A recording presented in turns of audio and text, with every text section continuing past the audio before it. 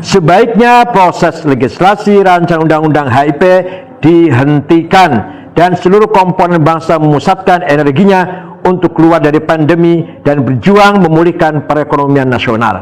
Barangkali ada ajakan untuk rame-rame entah di alun-alun atau di Surabaya atau di Jakarta, kerumunan dalam jumlah besar, maka jangan diikuti. Meskipun mungkin mengangkat tema yang seakan-akan itu kayak bela negara, seakan-akan itu kayak bela Pancasila.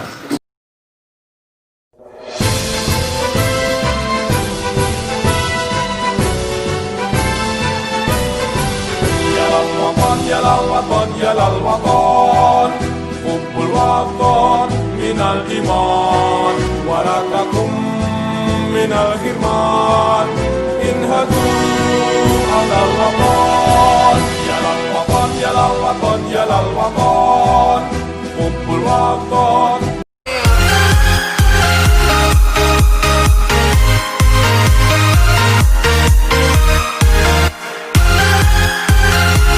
Assalamualaikum warahmatullahi wabarakatuh. Bismillah, alhamdulillah, summa salatu wassalamu ala rasulillah wa ala alihi wa ashabihi wa mawalah. La hawla wa la quwwata illa billah ma ba'dah.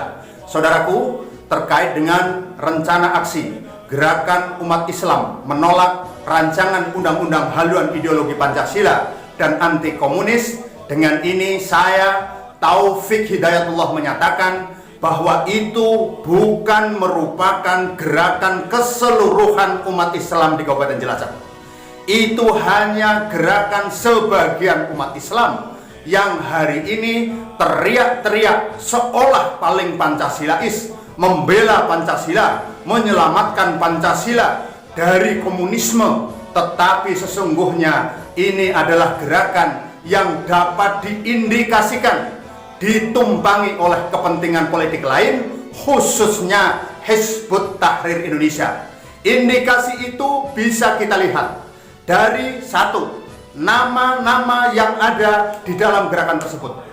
Mereka diindikasikan adalah orang-orang yang dulu menolak Pancasila, anti Pancasila, bahkan akan mendirikan Khilafatul Islamiyah di Indonesia.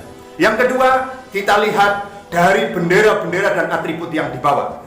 Kita bisa saksikan bagaimana aksi besar di Jakarta dan kota-kota besar lain. Dalam aksi penolak RUU HIP ini banyak sekali ditemukan bendera-bendera Khilafatul Islamiyah, bendera yang dulu dinyatakan sebagai atribut resmi Hizbut Tahrir Indonesia sebagai Al-Liwa dan Royat. Dan hari ini HTI setelah dibubarkan menyatakan itu bukan bendera HTI, padahal dari dulu jelas bahwa itu merupakan bendera yang digunakan oleh Hizbut Tahrir Indonesia.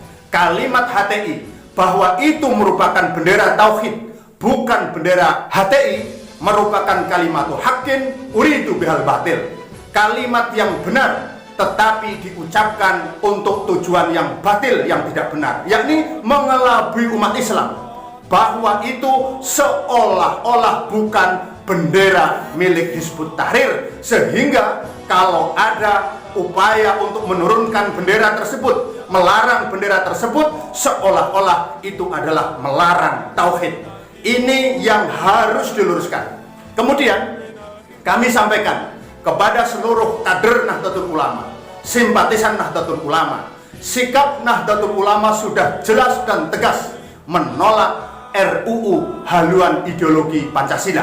Maka kita hendaknya menolak dengan cara-cara yang baik, cara-cara yang benar. Dan tidak hanya NU, Nahdlatul Ulama, Majelis Ulama Indonesia juga sudah jelas, tegas menyatakan menolak terhadap rancangan undang-undang haluan ideologi Pancasila. Kita jelas tegas menolak RUU tersebut. Tetapi kita harus mempercayakan pada upaya yang sudah dilakukan oleh pengurus besar Nahdlatul Ulama. Tidak usah turun ke jalan, tidak usah demo-demoan. Biarkan mereka yang ada di PBNU, yang ada di MUI Pusat, yang ada di PP Muhammadiyah untuk berkomunikasi dan berkoordinasi dengan DPR, dan DPR sudah menerimanya. Aksi mereka yang berusaha melibatkan orang-orang Islam mengatasnamakan bahwa Pancasila akan digusur, Pancasila akan diganti komunisme, apalagi Pancasila akan dihilangkan dari bumi Indonesia, adalah kalimat-kalimat yang sengaja digunakan untuk membangun opini agar masyarakat ini tidak tentram. Saya juga mencurigai aksi ini merupakan aksi yang tidak murni. Karena apa? Pada pertemuan sebelumnya di Hotel Home, mereka menyatakan bahwa kalau sampai dengan tanggal 17 Agustus 2020 Presiden tidak menghentikan pembahasan mengenai RUU HIP ini, mereka akan menekan Majelis Permusyawaratan Rakyat untuk mengagendakan sidang istimewa dengan agenda menurunkan Jokowi. Kata akhir ini yang saya simpulkan.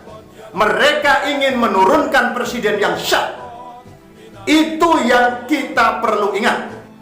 Mereka punya agenda tersembunyi untuk menurunkan presiden yang syah. Dan sekecil apapun yang dilakukan mereka dengan aksi-aksi tersebut mendiskreditkan pemerintah, seolah-olah pemerintah ini pro-komunis, seolah-olah pemerintah ini ingin menghidupkan kembali Partai Komunis Indonesia. Dan bagaimanapun upaya untuk merongrong bahkan menjatuhkan pemerintahan yang syah adalah sesuatu yang bohong, sesuatu yang harus dilawan. Mazhab manapun menyatakan bahwa bohong boleh diperangi. Maka saya sekali lagi meminta dan menegaskan khusus kepada kader-kader NU, simpatisan NU, jangan ikut-ikut gerakan mereka.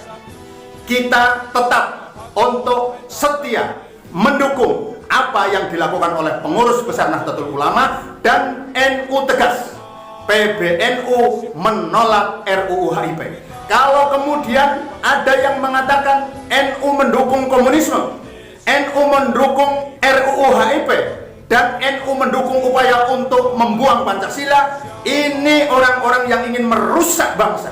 Ini orang-orang yang ingin mengadu domba umat, dan ini harus kita lawan.